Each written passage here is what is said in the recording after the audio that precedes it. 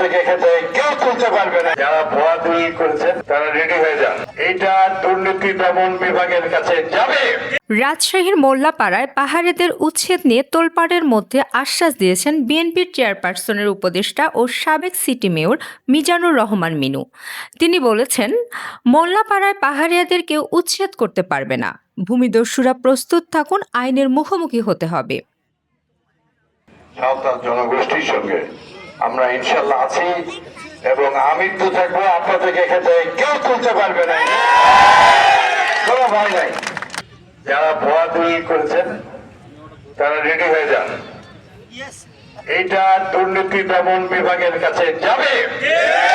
সোমবার সন্ধ্যায় পাহাড়িয়াদের সঙ্গে এক সমাবেশে মিনু বলেন, হঠাৎ করে আমি শুনতে পাচ্ছি যে এই গরিব মানুষদেরকে উচ্ছেদ করে দিয়ে কেউ এটা দখল করতে চায়।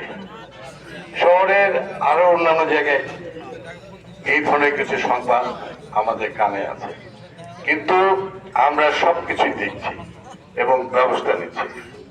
আমি আজকে আমার ভাইদের পক্ষ থেকে আমি বলতে চাই, ইনশাল্লাহ শহীদ জিয়া সৈনিক, বেগম খালেদা জিয়া সৈনিক, তারেক জিয়া সৈনিকরা, আমরা খেটে খাওয়া সাধারণ মানুষ, আপনাদের সাঁওতাল জনগোষ্ঠীর সঙ্গে আমরা ইনশাল্লাহ আছি এবং আমি তো থাকবো, আপনাদেরকে খেতে কেউ তুলতে পারবে না।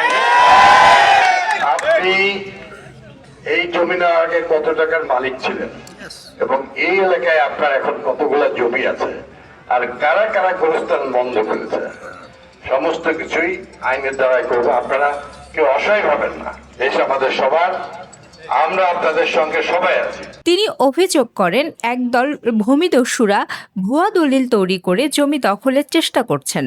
যারা ভুয়া দলিল করেছেন তারা রেডি হয়ে যান, এইটা দুর্নীতি দমন বিভাগের কাছে যাবে। এর আগে শুক্রবার থেকে পুলিশ প্রশাসন, মানবাধিকার কর্মী ও বিভিন্ন রাজনৈতিক সংগঠনের তৎপরতায় পাহাড়িদের উচ্ছেদের আয়োজন ভেস্তে যায়। বিএনপির ভারপ্রাপ্ত চেয়ারম্যান তারেক রহমানও বিষয়টি পর্যবেক্ষণ করছেন বলে জানানো হয়। আমাদের বর্তমান নেতা তারেক রহমান, এইটি উনি দেশের বাইরে থেকে নিজে তিনি এটি পর্যবেক্ষণ করেছেন।